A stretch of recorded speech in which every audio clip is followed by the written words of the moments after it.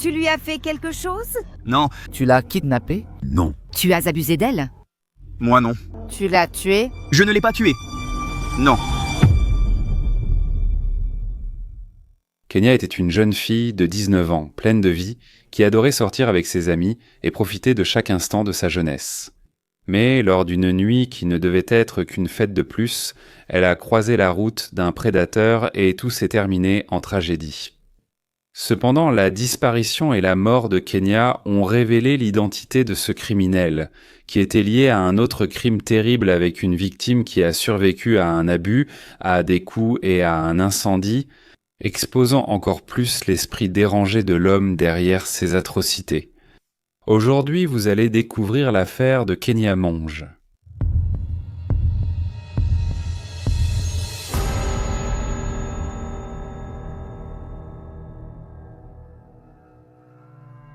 Kenya Julissa Monge est née le 26 janvier 1992 au Honduras. Sa mère s'appelle Maria, elle avait aussi un beau-père appelé Tony Lee, qu'elle considérait comme son père et 2 frères plus jeunes. Cependant, en 2011, lorsque cette affaire s'est produite, ils vivaient là tous dans le Colorado, aux États-Unis. Kenya travaillait et souhaitait étudier l'audiovisuel à l'université. Elle aimait vraiment cet univers et voulait faire carrière dans ce domaine. Il existe même quelques vidéos en ligne d'elle, réalisant des vidéos amateurs avec quelques amis. Bien qu'elle soit très proche de sa famille, Kenya, à 19 ans, en quête de son indépendance, a décidé de quitter la maison et d'aller vivre seule. À cette époque, elle avait un petit ami nommé Léo, âgé de 21 ans. Mais cette relation n'était pas des meilleures. Ils s'étaient déjà séparés plusieurs fois et il semblait que la cohabitation entre eux était un peu compliquée. Kenya était une jeune femme qui aimait beaucoup s'amuser, sortir avec ses amis, aller à des fêtes, en boîte, profiter de la vie nocturne. Et un jeudi, le 31 mars 2011, ce n'était pas différent. Elle est sans aller dans le centre de Denver, dans un quartier où il y a beaucoup de bars, pour retrouver quelques amis. Comme c'était une soirée entre filles, Léo ne l'a pas accompagnée. Kenya était avec 2 amis qui, en réalité, n'étaient plutôt que des connaissances. Elle n'était pas assez proche pour être considérée comme de vrais amis. Aux États-Unis, bien que la majorité légale soit fixée à 18 ans, l'âge légal pour acheter et consommer de l'alcool est de 21 ans. Et c'est pourquoi certaines boîtes de nuit n'autorisent pas l'entrée aux moins de 21 ans, justement pour éviter des problèmes. Mais Kenya avait une fausse pièce d'identité pour accéder à ces endroits, car, rappelons-le, elle avait 19 ans. Malgré cette attitude illégale, elle était une jeune femme responsable concernant sa limite avec l'alcool. Elle n'avait jamais eu d'épisode d'ivresse avec des amis, n'était jamais rentrée ivre à la maison, ni eu besoin de l'aide de quelqu'un. Elle savait très bien combien elle pouvait boire juste pour s'amuser. Un jeudi, le 30 mars 2011, après avoir bu un peu et discuté dans un pub, toutes les filles sont allées dans une boîte de nuit appelée 24K. Et vers 11h du soir, Kenya est allée aux toilettes en laissant son sac et son téléphone sur la table avec ses amis. Tout semblait normal, jusqu'à ce que ces filles se rendant compte qu'elle ne revenait pas des toilettes. En cherchant Kenya, elles se sont rendues compte qu'elle avait tout simplement disparu. Comme elles avaient un de son sac, y compris son téléphone, Kenya s'est retrouvée sans moyen de communication. Elles ont attendu la fermeture de l'endroit pour voir si leur amie réapparaissait, mais rien. Le lendemain matin, vendredi 1er avril, une amie de Kenya, appelée Jeannette, a appelé, mais c'est l'une des filles qui avait regardé le sac qui a répondu. Cette fille a expliqué ce qui s'était passé. Et Jeannette a alors appelé Léo pour lui demander si elle était chez lui, mais il a dit que non. Léo, de son côté, a appelé la sœur de Kenya, Kimberly, mais personne dans la famille n'avait parlé avec elle ce jour-là, ni la veille. À ce moment-là, en plus de s'inquiéter de la disparition de sa sœur, Kimberly était vraiment contrariée par ses amis de Kenya, parce que comment quelqu'un peut-il aller à une fête avec une personne, voir qu'elle n'est pas revenue des toilettes et simplement rentrer chez soi pour dormir? Vous signalez sa disparition seulement le lendemain? Comment ces filles sont-elles sorties de la boîte sans elle? Elles n'ont pas appelé les agents de sécurité, elles n'ont rien fait. Dans une telle situation potentiellement vitale, ses amis ont fait preuve d'une grande négligence. Kimberly a informé son père Tony, qui a alors décidé de rappeler sur le téléphone de sa fille. Cet ami a expliqué que personne ne savait où elle se trouvait. Les filles savaient un tôt seulement que Kenya avait simplement dit qu'elle allait aux toilettes et qu'elle n'était jamais revenue. Tony est allé chez elle récupérer le sac et le portable de sa fille. Toujours le vendredi, mais cette fois à 18h56, le téléphone portable de Kenya reçoit un message. Bonjour, ici c'est Travis, le gars qui t'a donné un coup de main hier soir dans ce van blanc effrayant. Tu es bien rentré chez toi? À ce moment-là, bien sûr, Tony a immédiatement rappelé le numéro du gars, mais personne ne répondait. Il a appelé plus de 10 fois, laissant plusieurs messages sur la messagerie vocale, et il n'a reçu aucune réponse. Personne dans la famille ou parmi les amis ne connaissait quelqu'un du nom de Travis. Tony s'est alors rendu dans un commissariat pour signaler la disparition de sa fille, mais il a été empêché d'enregistrer la plainte. On lui a dit que, comme Kenya était majeure et qu'elle était injoignable depuis moins de 24 heures, il devait attendre un peu plus longtemps.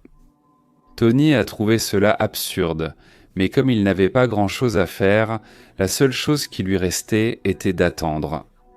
Pendant la nuit, la famille a confectionné et imprimé plusieurs prospectus avec l'image de Kenya et a commencé à les distribuer dans toute la ville. Le lendemain matin, le 2 avril, Travis a appelé Tony. Il s'est excusé de ne pas avoir répondu aux appels plus tôt, mais il était occupé au travail et n'a pas vu le téléphone sonner. Il a dit que dans la nuit du 1er, alors qu'il rentrait chez lui après le travail, il a trouvé Kenya marchant seule dans la rue, un peu ivre, et il s'est arrêté pour lui proposer de l'aide. Elle a dit qu'elle avait été expulsée d'une boîte de nuit avec un autre garçon par l'un des agents de sécurité, et comme elle avait laissé son sac et son téléphone avec ses amis, elle n'arrivait pas à contacter qui que ce soit. Travis a dit qu'il lui avait prêté son téléphone portable, qu'elle avait appelé son propre numéro parce que c'était le seul numéro qu'elle connaissait par cœur. Mais personne n'a répondu. Alors il s'est proposé de la ramener chez elle. En chemin, elle lui aurait demandé s'il avait une cigarette, et il a répondu que non. Alors elle a cherché de la monnaie dans ses poches, a trouvé quelques billets et lui a demandé de s'arrêter à une station-service pour acheter un paquet de cigarettes. Ils se sont arrêtés, elle est descendue, mais avant qu'elle n'entre dans le magasin, Kenya a fini par rencontrer un jeune homme avec qui elle a discuté pendant quelques minutes. En s'approchant, Travis a entendu les deux parler espagnol. Kenya a présenté ce jeune homme à Travis comme un ami, Dan. Il a demandé si tout allait vraiment bien, elle a répondu que oui, puis il est parti, la laissant avec lui. Comme Kenya fumait vraiment et parlait espagnol, cette histoire semblait être vraie. C'est parce qu'elle avait utilisé son téléphone pour s'appeler elle-même que son numéro est resté enregistré dans la liste des appels. Et c'est pour cela que, quelques heures plus tard, il a envoyé ce message. Travis a suggéré à Tony de le retrouver à cette station-service, la Conoco Station, pour lui expliquer à nouveau comment tout s'était passé. Il a accepté. Cependant, pour Tony, Travis était en réalité la dernière personne à avoir vu sa fille vivante, et non ce Dan. Il le ressentait sans savoir pourquoi. C'est pourquoi il n'était pas sorti de chez lui sans emporter son arme, allant à l'encontre de la volonté de Maria, sa femme et mère de Kenya. Dès qu'il était parti, elle a appelé la police et a signalé cette rencontre. Travis Forbes était un jeune homme grand, un peu plus de 30 ans, mince, blond aux yeux bleus, et il travaillait dans une boulangerie où il était responsable de la fabrication de barres de céréales à la granola et sans gluten. Travis a de nouveau raconté la même histoire de manière cohérente. Mais pendant ce temps, la police est arrivée. Les deux ont expliqué ce qui se passait. Un policier a demandé où était l'arme de Tony, et il a dit qu'elle était dans la voiture. Rien de plus n'a été fait là-bas. Et au final, Tony a été conseillé d'aller au commissariat pour officiellement et enfin enregistrer la déclaration de disparition. Les policiers sont partis, et avant que Travis ne parte, il a présenté ses excuses à Tony, presque en pleurant, de ne pas avoir raccompagné Kenya chez elle et qu'il se sentait très mal à propos de ce qui se passait. Il savait qu'il l'aurait ramenée chez elle en toute sécurité, mais il l'avait laissée avec cet inconnu qui était probablement responsable de tout cela.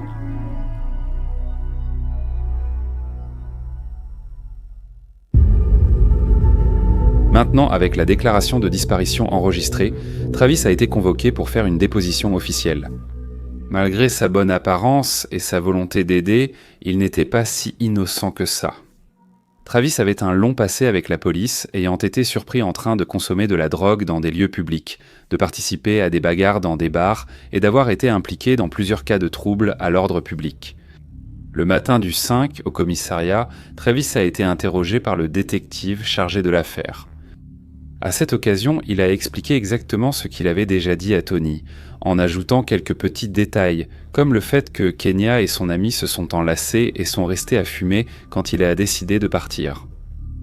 La police a demandé la permission de fouiller sa camionnette, Travis a accepté, et même s'ils n'ont rien trouvé qui puisse être un signe de Kenya, étrangement, cette camionnette qui, à l'avant, là où se trouvait le conducteur et le passager, était clairement une zone sale et crasseuse. Le coffre à l'arrière était très bien nettoyé, avec une forte odeur d'eau de javel. Après l'inspection du véhicule, Travis a été relâché. La police a ensuite vérifié les caméras de surveillance. Malheureusement, cette station-service n'avait pas de caméra, donc la version de Travis n'a pas pu être vérifiée. En revanche, ils ont trouvé des images de Kenya dans la nuit du 1er, entrant dans un immeuble appelé The Lofts, accompagné d'un autre homme. Le jeune homme a été identifié comme Chad Davis, résident de l'immeuble. Au commissariat, il a évoqué un élément qui correspondait à des infos déjà obtenues, via Travis. Chad a raconté qu'à la discothèque, le videur les a expulsés, lui et Kenya, sans raison apparente. Dehors, Kenya lui a demandé son téléphone portable pour prévenir ses amis qu'elle avait été expulsée, mais personne ne répondait au téléphone. Ils sont restés dehors pendant quelques minutes, jusqu'à ce qu'elle dise qu'elle avait besoin d'aller aux toilettes, et, comme Chad habitait près de la boîte, il l'a emmenée jusqu'à son appartement. Kenya a juste utilisé les toilettes, puis est partie. Et cela peut être vérifié par les caméras de sécurité de l'immeuble, puisqu'on la voit entrer à 2h08 et sortir à 2h11. Donc, en rassemblant les témoignages et les images existantes jusqu'à présent, cela laisse entendre que Kenya a rencontré Travis après être sorti de l'appartement de Chad. Le 7 avril, 7 jours après la disparition, la police a reçu un appel d'une jeune femme nommée Monica. Elle est la propriétaire de la boulangerie où Travis travaillait. Monica soupçonnait que l'un de ses employés pouvait voler de l'argent dans la caisse. Elle l'a rendu. Et lorsqu'elle a décidé de vérifier les caméras pour voir si cela se confirmait, elle a découvert que, bien qu'elle soit allumée, le câble d'enregistrement était débranché. En le reconnectant et cherchant qui avait débranché le câble, elle a découvert quelque chose de très suspect. Des images enregistrées le 2 avril montraient en Travis apparaissant dans le bureau en portant des gants en latex, de ceux utilisés pour le ménage, un matériel qu'il n'utilisait pas pour produire les barres naturelles. Monica n'avait aucune idée de ce que Travis était en train de nettoyer dans la pâtisserie. Et ce n'était pas la seule chose étrange qu'elle avait remarquée. Monica a regardé d'autres images de Travis transportant une énorme glacière et la mettant dans le congélateur. Ce qui était aussi étrange, car la fabrication de barres de céréales ne nécessite pas de réfrigération. Aucune explication pour sa présence avec cela. La glacière n'était plus dans le congélateur et elle ne savait pas qui l'avait enlevé ni à quelle heure parce que le câble d'enregistrement, comme je l'ai dit, était débranché. Car elle ne lui a pas posé de questions à ce sujet, mais elle appelait bien la police. Travis lui avait dit quelques jours plus tôt qu'il devait aller au commissariat faire une déposition, car il avait aidé une fille qui n'était jamais rentrée. Alors, en voyant toutes ces images, elle savait que la bonne chose à faire était d'avertir la police pour qu'ils puissent enquêter. Sur place, la police a parlé avec d'autres employés et certains ont dit l'avoir vu brûler des choses dans un tonneau à l'arrière de la pâtisserie quelques jours auparavant. En analysant le matériel, l'objet était complètement vide et la police n'a rien pu trouver. En effet, ce qui se trouvait à l'intérieur avait été très bien brûlé et retiré facilement. La police a ainsi obtenu un mandat pour une nouvelle perquisition dans sa camionnette. La première fois, c'était plus informel. Travis a laissé la camionnette au commissariat et il était parti. Pendant que la camionnette attendait la police scientifique, Travis a accordé une interview à une chaîne locale qui n'a rien apporté de positif à son image. Et à ce moment-là, cela fait déjà environ 2 semaines. Et personne n'a de nouvelles d'elle. Personne n'a aucune piste.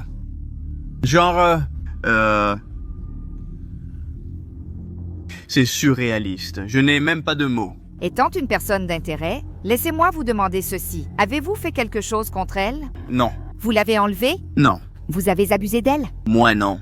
Vous l'avez tuée? Je ne l'ai pas tuée. Non. Non. Et à ce sujet, le fait que des gens pensent à moi, c'est assez stressant.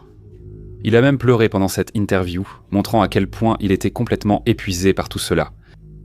Des spécialistes du langage corporel affirment que, même si Travis répondait toujours non, sa tête hochait inconsciemment pour dire oui. Et même s'il a raconté en détail tout ce qui s'est passé la nuit de la disparition à plusieurs reprises, aussi bien à Tony qu'à la police, Travis avait étrangement oublié un petit détail. Le nom de la fille. Quel est son nom? Kenya. Kenya, c'est ça. Dans le rapport d'expertise de ce van immonde, je précise immonde, car je n'ai jamais vu de voiture aussi dégoûtante. La police a trouvé des choses assez suspectes. De la boue et de l'herbe sur les pneus et la carrosserie de la voiture. Ce qui indiquait que Travis était passé avec le véhicule dans une zone rurale de la ville, alors que sa zone de livraison était uniquement urbaine. Lorsque la police est allée le chercher pour savoir où il était allé avec la voiture dans la zone rurale, ils ne l'ont plus trouvé. Travis avait tout simplement disparu.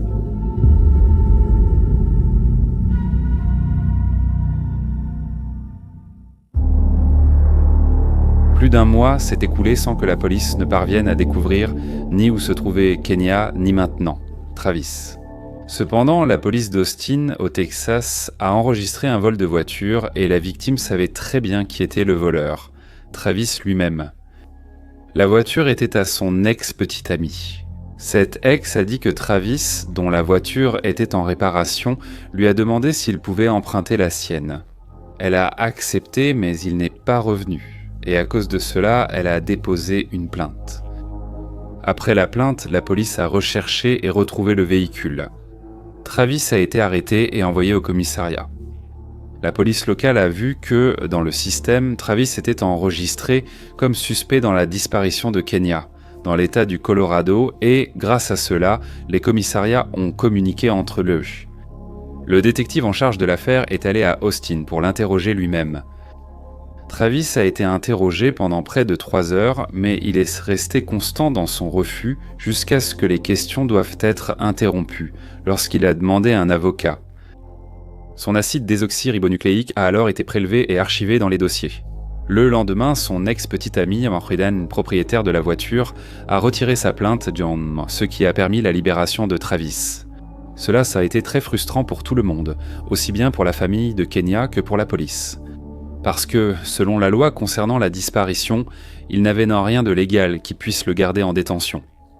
Le 4 juillet, jour de l'indépendance des États-Unis, est une fête très célébrée dans le pays, avec des gens qui sortent dans les rues, tirent des feux d'artifice, etc. Ce jour-là, Lydia Tillman, à Fort Collins, dans le Colorado, a rencontré un homme et après avoir beaucoup discuté, il l'a raccompagnée chez elle. L'accord était simplement de la ramener en toute sécurité, cependant, en arrivant à la maison, il a forcé l'entrée. Au cours de la nuit du 5, cet homme l'a maintenue en captivité. Il l'a agressée sexuellement, l'a battue brutalement et, après tout cela, il a mis le feu à la maison alors qu'elle était à l'intérieur, puis il est parti. Avec beaucoup de difficultés, Lydia, complètement nue et blessée, a réussi à sauter par la fenêtre du premier étage. Mais en faisant cela, elle s'est cassé les 2 chevilles et n'a plus pu se déplacer, restant allongée par terre. Mais au moins, loin des flammes. À cause du feu, les voisins ont appelé les pompiers. Et dès qu'ils sont arrivés et ont analysé la zone, Lydia a réussi à raconter ce qui s'était passé. La police a été appelée, elle a été conduite à l'hôpital, mais dès son arrivée, elle a eu un accident vasculaire cérébral. Elle est restée à l'hôpital dans le coma artificiel, avec plusieurs côtes cassées. Mais là, même avec l'autorisation de la famille, la police a réussi à prélever l'acide désoxyribonucléique de l'agresseur, retrouvé sous pratiquement tous ses ongles. Une autre équipe qui analysait le logement a trouvé quelque chose de très particulier dans ce décor. Le feu ayant été maîtrisé à temps, une partie de l'appartement est restée intacte. Et au milieu de l'odeur de choses brûlées, l'essence d'eau de Javel était encore très forte. La police se demandait qui pourrait perdre du temps à nettoyer un endroit qui serait intentionnellement détruit par le feu. Quelques jours plus tôt, une détective avait lu dans les dossiers de la police au sujet du suspect dans l'affaire Kenya, qui avait une camionnette qui, bien que sale à l'avant, avait une forte odeur d'eau de Javel à l'arrière.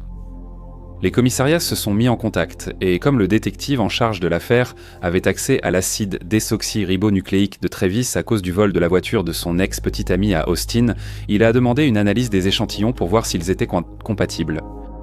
En attendant les résultats, la police a renforcé une équipe dans les rues animées des boîtes de nuit de la ville pour voir si, par hasard, ils le trouvaient un, puisque cela semblait être une habitude de Travis. S'il était vraiment le responsable, il pourrait faire une nouvelle victime à tout moment. Et, sans peur d'être reconnu, Travis a été vu dans les rues. Lorsqu'il a été abordé de manière amicale, Travis a menti sur son nom, mais comme la police savait déjà qui il était, ils ont utilisé ce mensonge pour l'arrêter temporairement pour fausse identification. Il ne pouvait être détenu pour cela que 24 heures, et le laboratoire d'analyse a subi des pressions pour accélérer l'examen comparatif de l'acide désoxyribonucléique de l'agresseur de Lydia. Le verdict est tombé vite, l'agresseur était Travis. Avec cela, il n'est plus jamais sorti de prison.